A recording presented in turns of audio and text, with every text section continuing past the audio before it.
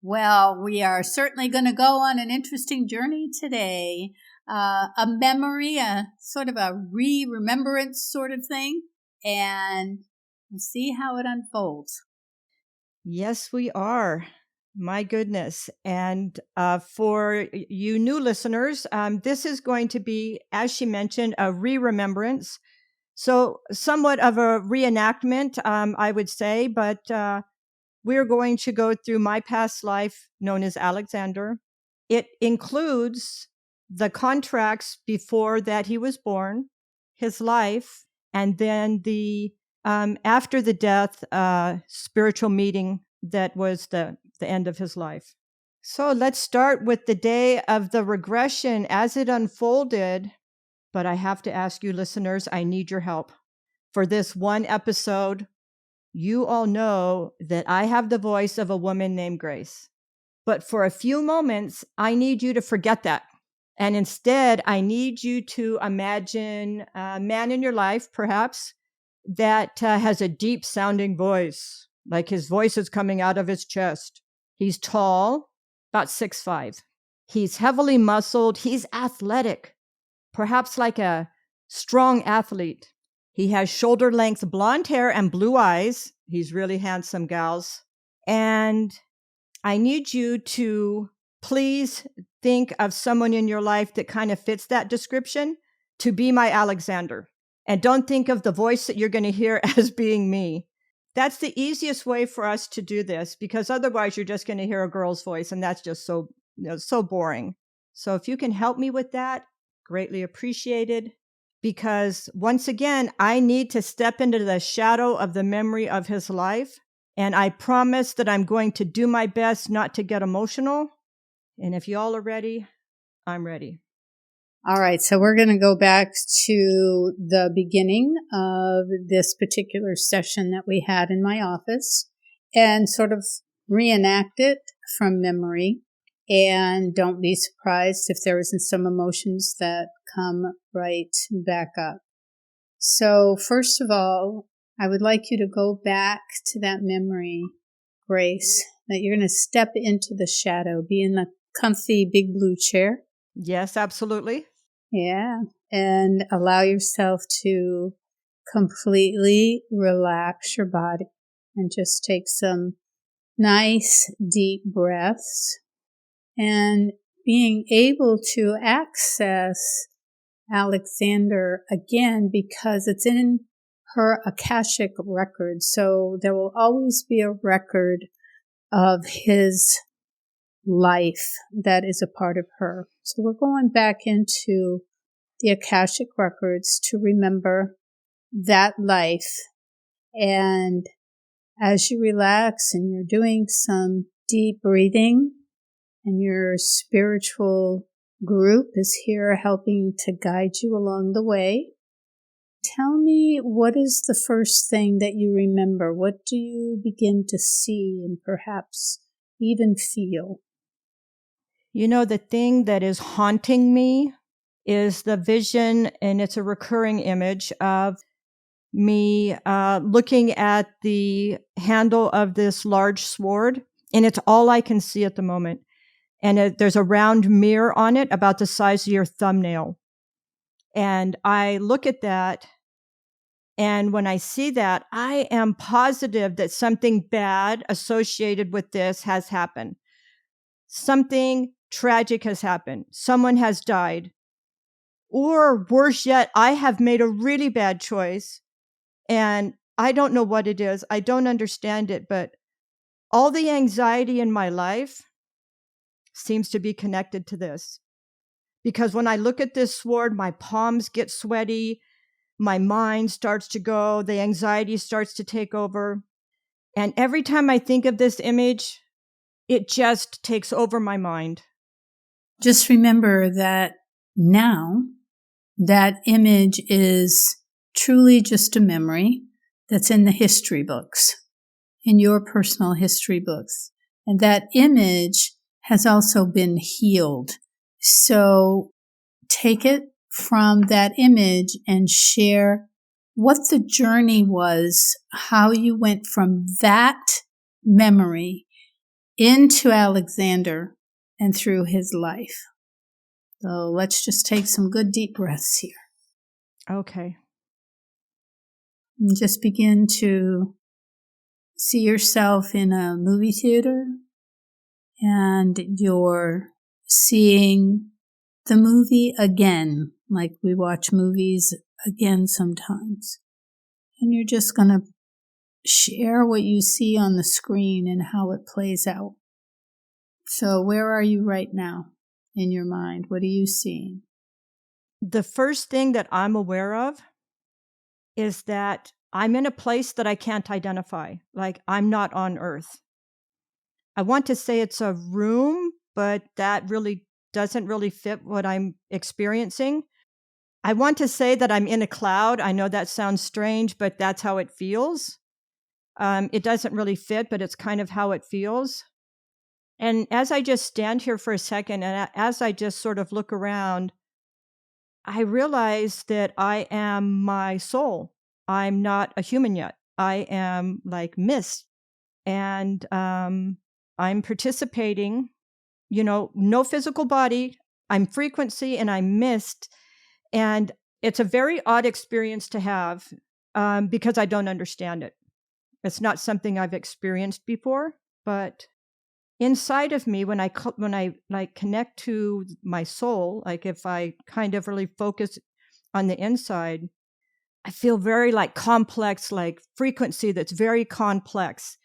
And I can feel my connection with the divine source and divine frequency. And I'm aware of my soul. The awareness is kind of beyond what would fit into my human head. But I'm participating at a meeting, a spiritual meeting, and the divine source is here. Divine source has just arrived. There's some angels that I recognize are there to have an awareness of what's going to kind of transpire between myself and others. I become aware that there are other souls arriving for this spiritual meeting. And I don't really have a good way to describe it. I can't articulate it well enough, but it totally makes sense. It's a cosmic meeting that's going on, and it's a good thing. There's not a negativity associated with it. And the new arrivals are all different frequencies, and they appear as mist as well, but I can tell you, I can recognize these frequencies. I know who some of them are, and some of them I don't know. The ones that I know, I can tell I've been with them before. And I'm really excited that they're agreeing to be with me again. It is kind of a profound assembling of souls that have came together after many lifetimes so that my life will be a certain way. And some of the people are going to become my relatives. They're acknowledging my frequency. And my parents are there. And they kind of move into my aura, like into my mist, and their frequency passes through mine. And as that happens, there is a joining. And I kind of tip forward, and they do, and their contracts that are being signed.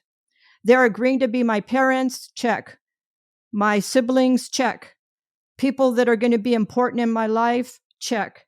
And then they are starting to kind of move away from me. My gender has been determined. I will be a boy, the memory of Alexander, as well as my physical attributes. I would be tall and athletic. And the location on the planet where this will all occur is Roman territories. And I'm just sort of getting used to, this new physical body that I'm going to have when I become aware that there's a group of about 28 beings that have came forward and they're asking to be recognized. And they're putting forward a proposal that in their lives, this is so profound. They have asked if I would be willing to murder them. Initially, there was just quiet and calm in my frequency. It was a surprise. I expected to have a big reaction. I was really not aware of any of their patterns.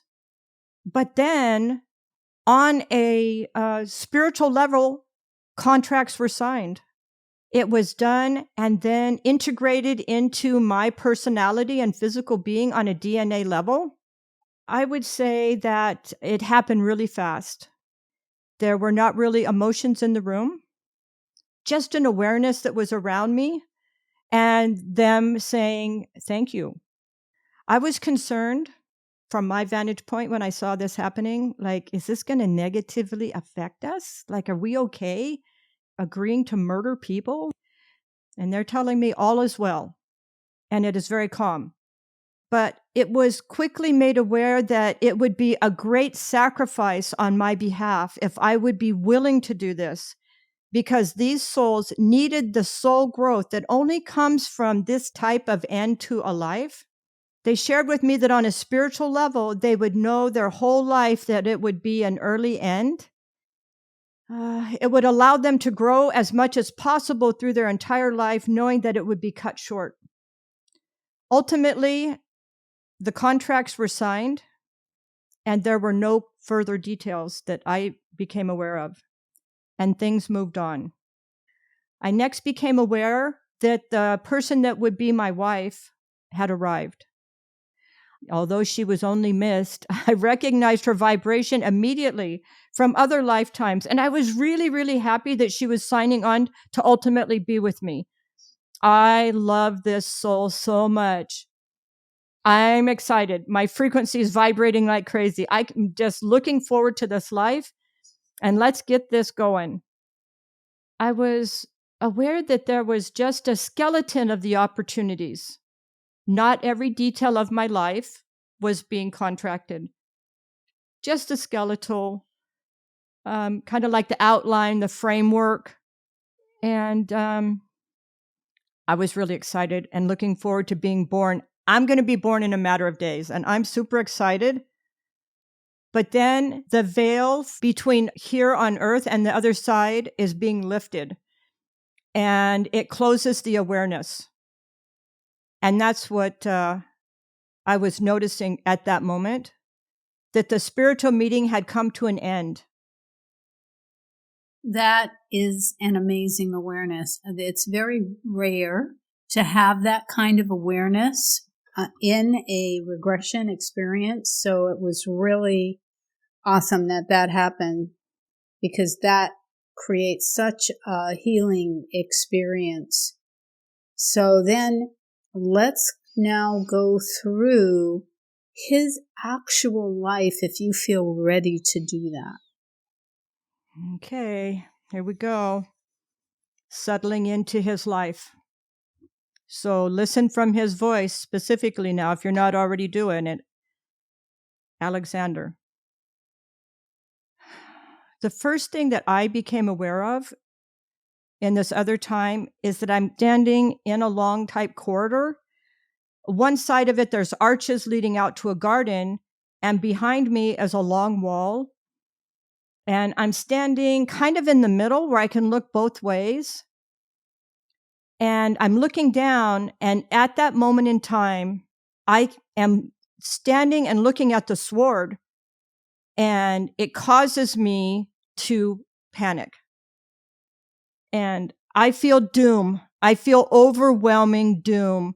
The feeling sweeps over me, and suddenly I'm having a hard time breathing. I know any moment something tragic is going to happen, and I'm associated with it. I can feel it in the air. It's like electrified. I have goosebumps all over my body. The frequency is causing my skin to actually pulsate. And I have tingles running all over my body, fear shooting down my spine. I'm absolutely panicked. Okay, Grace, let's take another nice deep breath and step back. Let's remember this is just a memory. This memory has already been healed. So let Alexander continue telling you the story. But remember, you're a sacred witness. So tell me what happens next. Okay.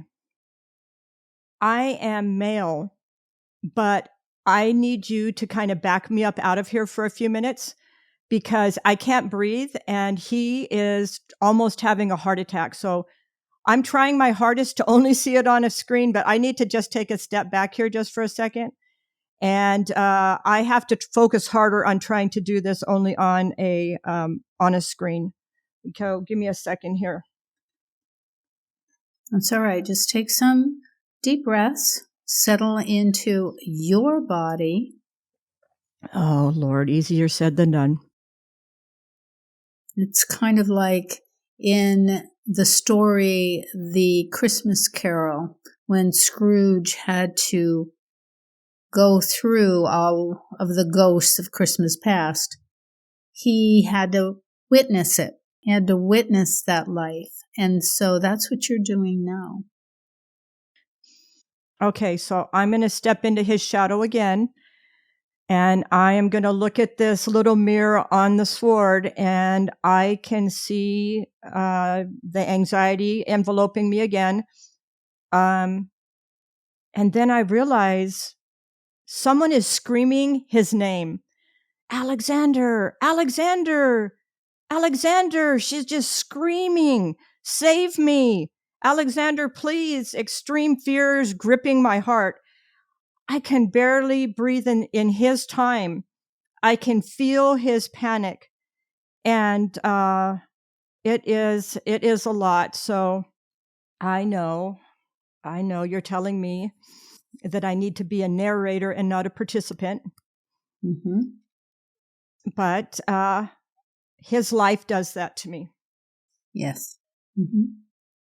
Okay, so I want you to imagine yourself now just be on the wings of an eagle. And you have flown back through time and you're watching his life unfold. So just give me a play-by-play description of what happens. Okay. I'm holding on to the eagle and I'm leaning forward as we fly back in time. At every pump of the wings causes us to go further back in time. And I'm trying to be very calm and peaceful. And as I arrive, I realize that we have arrived at a different point in time. Thank goodness. Maybe I can stop this tragedy from happening. Where did you land? Let's go there first. I am at the palace. Where? In Rome. Are you an emperor, or what is the role you're playing in your life? I'm aware that my name is Alexander, and I am a paid assassin. Do you work for the Emperor Alexander? I do, but I'm not a gladiator. Those fools are evil. They play with their victims and torment them. They can take hours to kill one man. I don't do that. I take my job very seriously. When I am assigned a criminal, I do not mess around. I finish the job very quickly. My blade is very heavy. It is very sharp. My entire goal is to kill them in one swipe. There is no escape and no option for them to be reprieved. I am abnormally tall, overly muscled, very athletic, dangerous. My body and size is similar to the Hulk or the Rock, but very athletic. When I walk through the palace, people avoid me. I have a few friends, which is best, but everybody else avoids me. I'm blessed with beauty, as they say. I have longer hair and blue eyes, and I'm a favorite of the ladies. And I have my pick of any and all of them. So what is your life like being that kind of a person? My life is perfect. I have a job that I enjoy, and I have everything that I want. I have my beautiful wife. I can ask for no more. So where are you going now? At the moment, I'm in the training hall, and I have just finished. So I'm going to be going to the baths. What are the baths? Tell me what the baths are and what happens there. The Roman baths, a lot of things happen there, but I will be massaged with special spirit oils, and my sweat will be scraped off and saved to be sold to others. My sweat is very valuable. I am the best of the best. I'm the best at what I do. A champion. A champion sweat is of great value. Yes, it is. Actually, that was quite a custom back then. All right. So what happens next? As I'm leaving the field and headed toward my favorite bath, I go through some curtains, and suddenly my arm is grabbed by a woman's hand and I'm pulled into the corner behind a silk drape. Who grabbed you? Oh, it's the queen. I despise the queen. She's absolutely the worst human being of all, not fit to be called a Roman. She coerces and tricks people into saying and doing things that they do not want to do, most of all the emperor. She's always making him do things he doesn't want to do. And she's a liar, and she's dangerous. And I hate her, and I hate it more that she touched me. Well, what does she want with you? Oh, she's saying words to me. She's trying to entice me. She's wrapping her body around me. She is pulling like a white scarf around my neck. And she's making me an offer to be with her privately. She would like my body, but I want to vomit.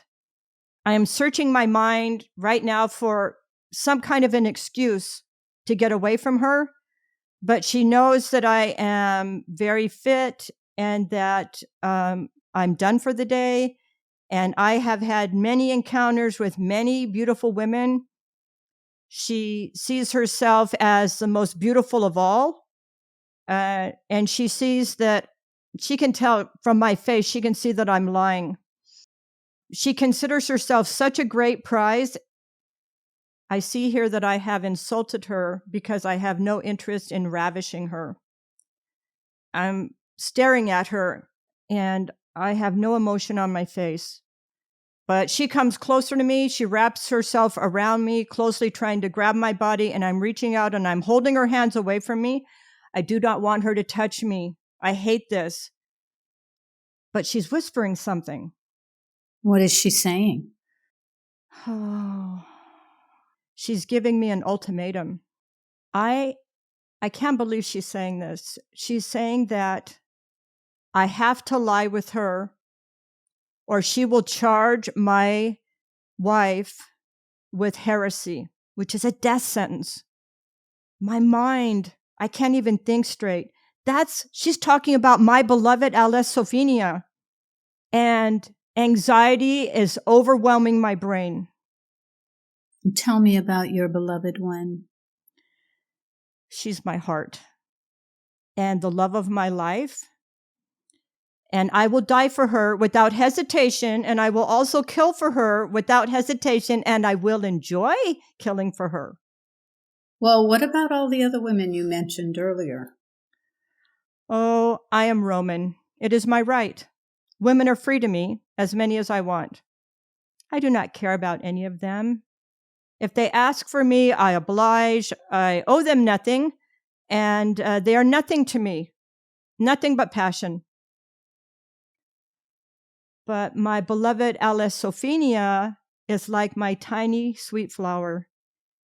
She is smaller than the rest of the women, and I have always been very gentle and cautious with her. I would never treat her like those other women who demand much different treatment.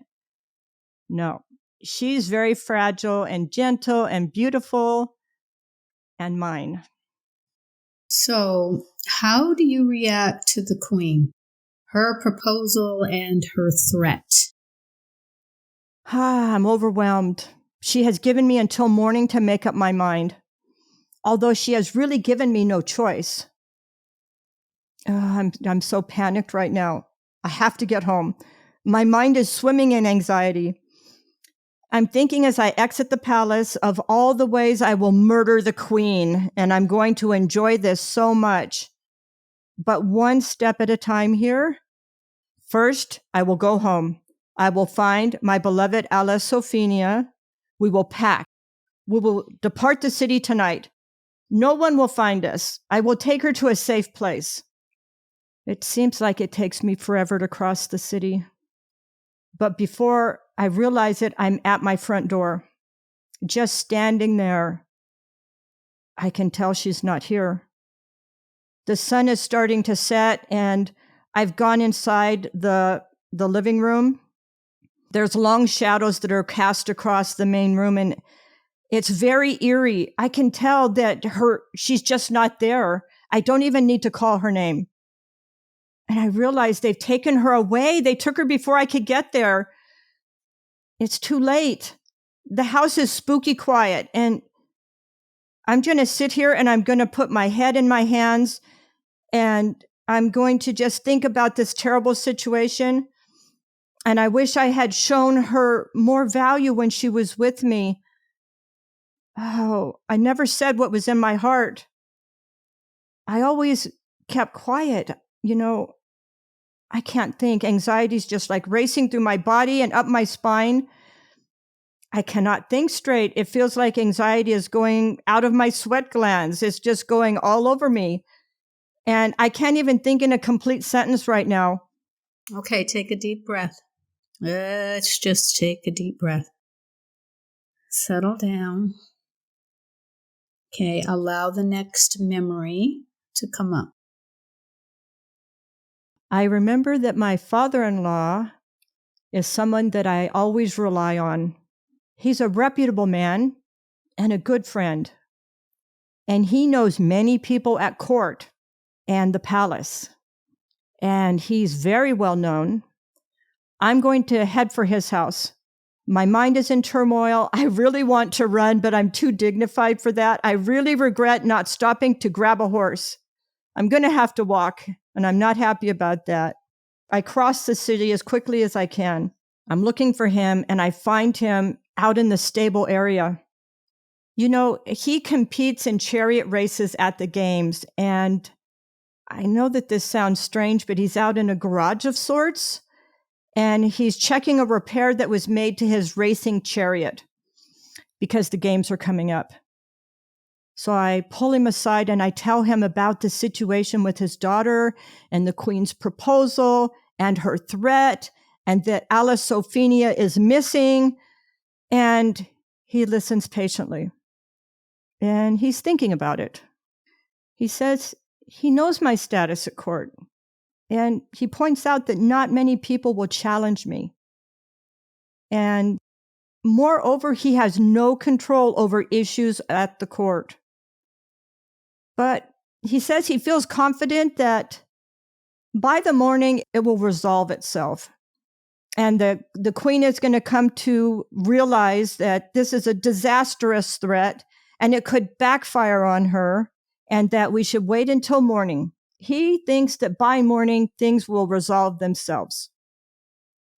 Okay, can you stop for one moment and describe the scene that is around you? It's evening, and the sky is just changing from blue to gray, and there are clouds and sort of what remains of the sunset. And I'm standing in a large courtyard, and there are some horses being groomed in small stalls kind of around the edges. And there's some slaves that are lighting the lanterns for everybody to see. Does your father-in-law have anything else to say to you? He feels really strongly that it'll get resolved before the games. But then I realized that, hey, I have work to do tomorrow. There's stadium games. And I have an entire book of criminal executions tomorrow before the games begin. So I kind of need to wrap this up and go home and prepare myself mentally for the games. And I kind of decide what I'm going to do. But you know what? If the queen wants it, she can have it. Nothing is worth risking my beloved. I'm awake most of the night trying to think about this problem, and I just know that I'm going to go in the morning and I'm going to resolve this issue. I go to the palace early in the morning, and I'm looking for the queen. I go into the big room where the criminal names will be called and assigned to the executioners. And I notice the queen off to the side. She's waiting for me. But I find that strange, very strange. Why is she doing that? She's not behaving like she should normally behave. She's never done that before. And I'm feeling alarm at her weird behavior. Certainly, I will refuse to talk to her in the emperor's presence because there's a protocol and she's breaking the protocol. I make an excuse and I go down the hall near her direction. And as I pass, she signals me and I duck behind a drape. And I let her know I have made a decision and that I am offering her my services. As long as my wife is returned, I agree. And she insists that we have to do it now. I'm really confused. In the morning, here, before the emperor arrives, now I know she's behaving very strangely. And the emperor's going to be here anytime, and she's demanding this now. All right. I have to meet the emperor soon. So even though the timing is all wrong, I just want to get this over with.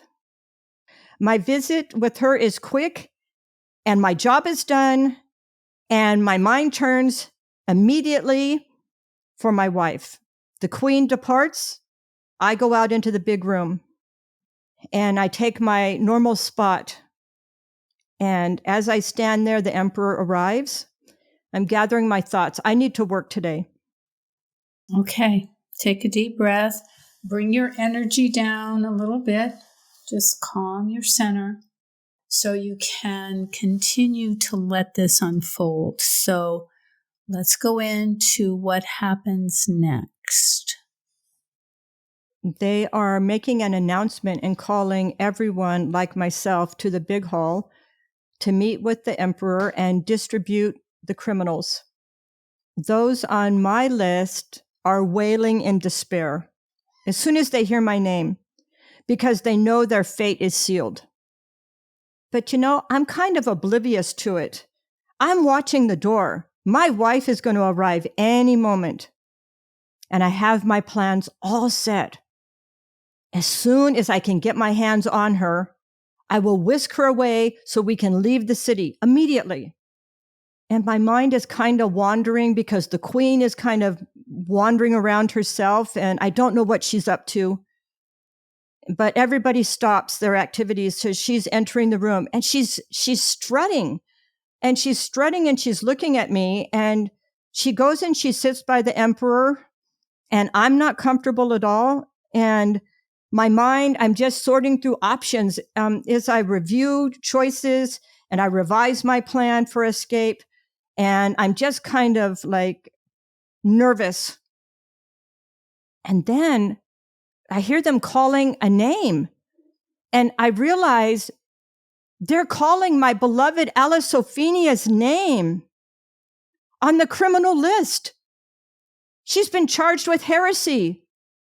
And she's being called right on to my criminal death list. How can this happen? She's been charged with heresy as threatened. But how can this be?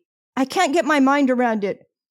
I have done whatever was asked. I have fulfilled my obligation. The queen must release her. I agreed. It was bargained. I look around, but slowly I become aware that my wife has been added to my death list. How can this be? My blood feels like it's ice. I can taste adrenaline in my mouth. I can't focus my eyes right now.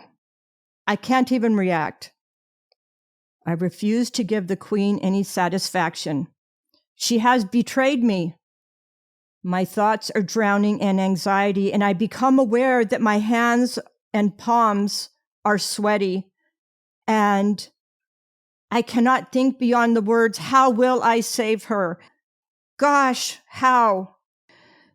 The list of death orders are complete and final, and my list includes my wife's name, and I immediately determined I refuse to kill my wife. I will die first before I would ever kill her.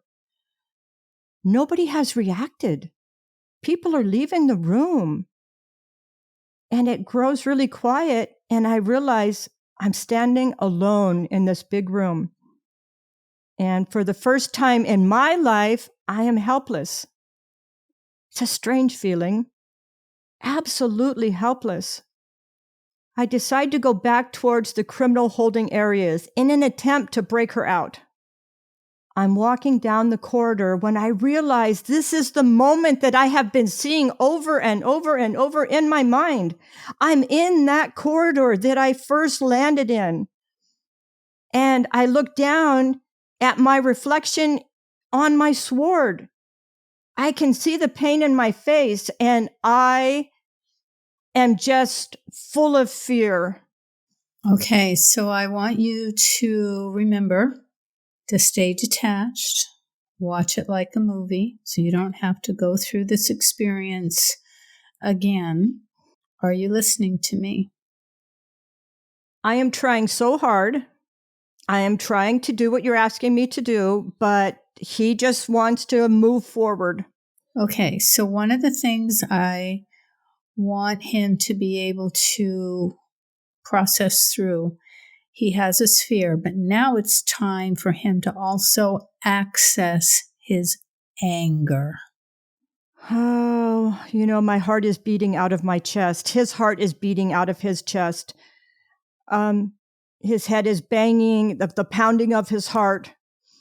And we're standing in the corridor. I'm looking at that mirror on my sword, and suddenly a woman's voice, my beloved Alisophenia's voice, horrified, pleading, screaming my name. She's screaming my name. Alexander, Alexander, save me. The terror in her voice is overwhelming my senses. It is my beloved. She's been thrown to the lions. I can hear the roaring. I can hear the snapping, the snarling. I can hear the attack. I can hear her soft screams becoming faint until it is over. It is over so quickly. I haven't even had a chance to move. My muscles, which are normally so strong and supple, are just frozen. I cannot move an inch. I realize that it's too late. And then I realize that I am going to murder something. The face is looking back at me from the mirror has changed to pure anger. I cover my eyes for a few moments as my mind races to make choices. And I am so overwhelmed. It feels like a heart attack. My anxiety is palpable. I can taste adrenaline in my mouth. I refuse to die before I murder her. I'm going to murder the queen. As Hammurabi says, eye for an eye. Alexander, are you going to stop what you're doing? Or are you going to follow through? No one will stop me. I am passing all the guards. I am going up into the stadium. I am headed for the royal box. Everybody knows me, and I'm going all the way up there. And I have kind of carte blanche. As I arrive, the king kind of tips his head at me, and I go and I stand in front of the queen. She's sitting there. She's surrounded by guards.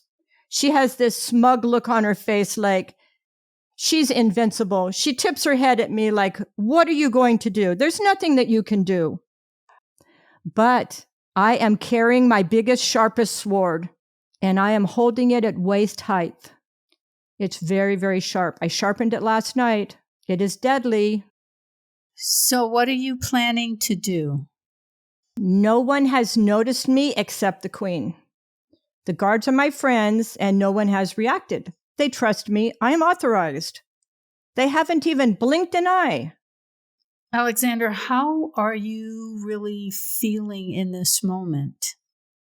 I have murdered her. Before she could react or scream, I stared her straight in the eye. She knew in that moment I will get my revenge for the death of my beloved Alice Sophia. She was so small, barely 100 pounds. She had beautiful, thin skin. She was so smooth and so fragile, and the lions immediately tore her to pieces.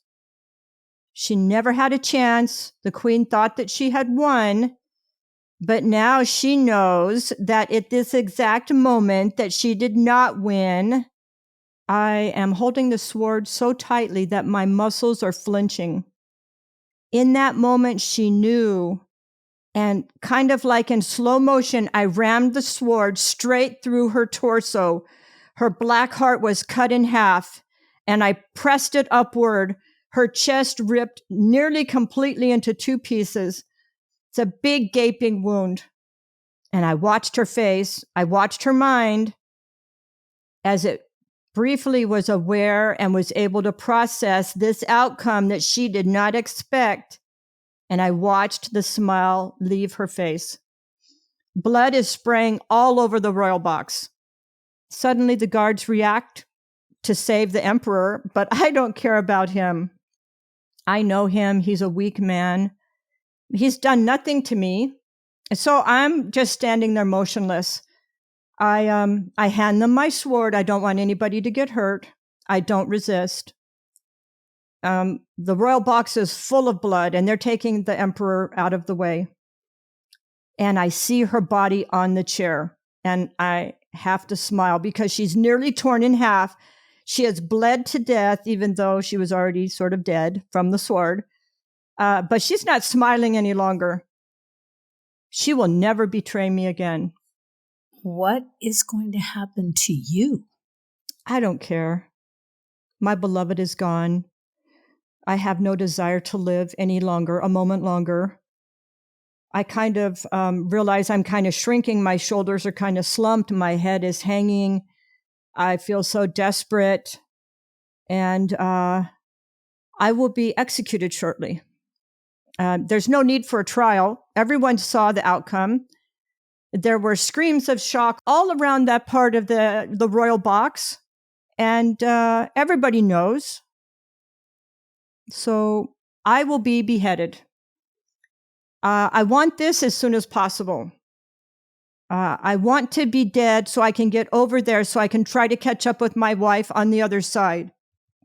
I must apologize to her for not saving her. I must hold her one more time. But they're really lagging and the executioner isn't fast, and I'm begging him to please do this now. But they're taking me down to the stadium to do it in front of everybody as a deterrent. I mean, really, who cares? Just get it over with. I'm suggesting that they use my sword. It's very sharp.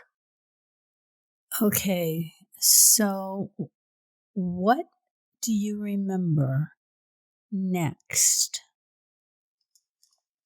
I am dead. It is over. It didn't hurt. I didn't feel any pain. My job here is done, and I'm drifting away towards a golden light on the other side. And it's like the veil of time is lifting, and I'm joined by the energies related to the spiritual contracts. And surprisingly, my mother is here. Oh, dear mother, this is not what I expected. But I don't see my wife so far. Grace, are you back or are you still with Alexander? I'm back as Grace. He has faded away onto the other side, but I think I can still answer a few questions that you might have before he gets too far away from me. Okay, so you talked about spiritual contracts. And from a previous session we had, do you recognize anyone at all. Like we know people that we have experienced things with in other lifetimes tend to reincarnate with us in different ways, shapes, and forms. And I'm wondering if you have run across any of these other people, and maybe the females or males or not, or whomever, they may be playing different roles in your life. But when a person looks into someone's eyes, they can feel and see the essence of that soul. And sometimes they can have a memory of who that person was and in their past life and who they are now as they're looking at them. So just take a moment and see, do you recognize anyone from this lifetime that was also in that past life? Well, you're right. I do recognize some of the people from my current life from that life, specifically the Queen. I know exactly who she is.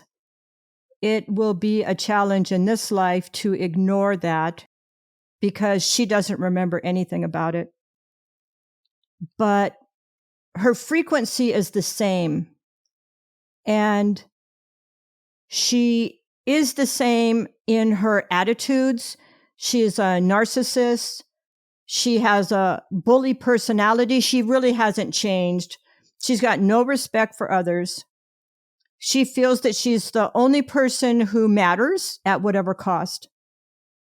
And I can see that she really hasn't changed or evolved much from that terrible life. Okay, is there anyone else? Surprisingly, my beloved Allosophenia. She's here. She's my friend Pam. I recognized her immediately. Her frequency is undeniable. I have to tell you, when I first met Pam, we just immediately hit it off. Peas and carrots. We were together all the time. And something eerie happened about a week before this regression. And Pam had, our relationship was fairly new, and I hadn't been to her house before. And she invited me over to pick something up. And as I walked into her house, I was shocked that there was a realistic, large picture of two roaring lions on the living room wall. I stopped and I looked at that, and it was so creepy, and I had déjà vu. And I stated it must be a past life thing. And she kind of laughed about that. And I said, but isn't it creepy? And she said, yeah, it is. But I just feel really drawn to them. I don't even know what it is. When I saw that picture, I just felt like I had to buy it and I had to put it in my home. They looked so familiar to me. But I tell you today, after having this memory of Alexander and their life and their relationship, I'm really completely surprised that she has this picture. I bet. Yeah, and I can kind of hear his voice in my head going, how can she have lions on the wall? And it was kind of strange because I didn't have this memory yet, but his voice was kind of annoyed, saying that she has a lion in her home, and he was just not happy about this whole situation. And he kind of had a very kind of possessive and stern kind of attitude. Now I understand why he felt that way. Okay, so knowing what you know now, how did this friendship with her unfold for you? It was a fabulous friendship. So we were, as I mentioned, like peas and carrots. We were together all the time. She was my confidant. And I wanted so badly to share this memory with her, but you had warned me against it. You had said, that's my memory to have. And if she was to have this memory, it needed to not be from me, that it needed to be, in more of a clinical setting because of the level of trauma that she would obviously have. And I don't know how to describe it, but that feeling that I have with her, like, I don't know, at that time I called it woman's intuition. I just felt like I knew her from so many lifetimes. And I don't know if our listeners have ever had that experience where you meet somebody and you feel like you've just known them maybe forever. You feel like you're meeting a dear old time friend. Definitely. Now, tell me a little bit more about the group of energies that you encountered. Yes, because I'm on the other side now. So we're kind of having another little spiritual meeting where they're kind of reviewing the contracts that we went through. And, that is the group that I agreed to murder, which at the time felt so strange and awkward. Are all actually criminals, all actually deserved it. So there's been no weird, residual emotion associated with it. But they're here and they're offering me much thanks and appreciation for fulfilling the contract. And I'm aware that there's this strange kind of specific spiritual growth that they had waited many lifetimes for. And this was the life that gave them that opportunity. And it benefited them greatly. And it helped them, it kind of helped to launch them forward to have a quicker spiritual evolution while they were waiting to be murdered, and to explore greater spiritual options with a wider circle of souls. So some of them were spiritual friends to begin with, and then they made new spiritual friends while this was going on. They're all really happy, and they received a growth that was very unique, and they're thankful for that. Okay, is there anyone else that you remember? My father-in-law. My father-in-law in that life is my father-in-law in this life, although he's passed away. I've been with him before. He's a very quiet personality, and I enjoyed him in this life and in that life, and he's definitely someone I hope to be with again. I would recognize that frequency for sure. So now do you see that there is a golden light? And how far can you see into that golden light? Are there any other people or energies that you need to recognize at this time? The golden light opened as Alexander was departing, and he really wanted to leave. And he was fading into like an energetic mist as he was departing and entering the light. And I could see that his anger had slipped away. He was finding himself at peace. And how has his being at peace now affected your life, whereas before it was almost like he was haunting you until you did this regression? So how is your life different now that he has had his healing and moved on? It has been tremendous, because a lot of the anxiety that I had in this life that caused my palms to get so sweaty and my mind to get so mixed up, and my fear of my children, a lot of that has gone away. When they stole Alice Sophia away from me, when I was betrayed, it released a lot of emotions for me. And I feel spiritually healthier now. I feel like I don't want to leave. And I really wish I had ran into my children in this life. I think it would have been even better for me, but that didn't happen. But the fact that I was able to say to Pam, even though she doesn't remember it, I said to her in a quiet moment that I just want to tell you how much you mean to me, how much I love you, and how much I would do anything for you.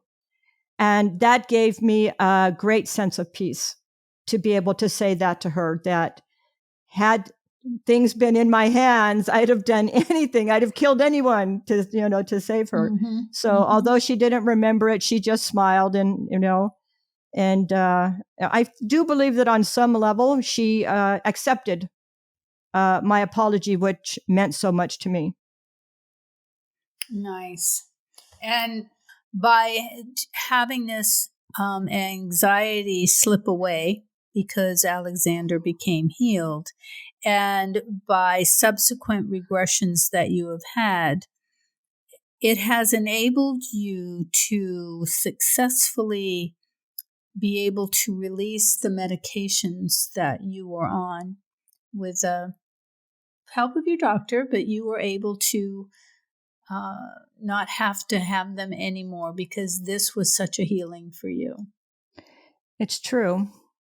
And I don't know about the help of my doctor, but definitely the help of Catherine Lehman. We were able to take the broken, fragmented jigsaw puzzle of my spiritual life and gradually start putting it back together again. And happily, I was able to go off all of my medications, and I haven't been on them for years. And I have to thank spiritual therapy for that. And you. Thank you very much, my dear. You're welcome. And I do want the listeners to know this is not something you try at home, and you just don't go cold turkey. And you always seek medical advice before doing anything like that. So this has been quite a journey that we have relived, re-experienced, and thank you very much for sharing this with our listeners. And hopefully people out there will begin to realize that maybe some of this strange feelings, these feelings that they get from time to time, and they do not understand where they're coming from, this might give them some hope. And I also want to let them know, it occurred to me that they can be in an office setting, but they can also work with someone like myself. We can do it over Zoom or some type of other protocol that we could use. It doesn't have to be in the office. There's still help available for anyone, anywhere who needs it. I completely agree with that. It's the safety of the person as yourself that really is the important part. Just don't do it alone. Definitely. All right. So I think that wraps it up That's for today. Thank you, everyone. You don't have to be Alexander anymore. You can go back to being yourself. Right, thank you so much. Have a great day. Thank you to all of our listeners. If you have enjoyed our frequency journey today, please share it with your family and friends. Make sure to visit us at clovistia.com, or you can follow us on Instagram and Facebook, where we have about 1 million followers over there. Until next time, please share your frequency.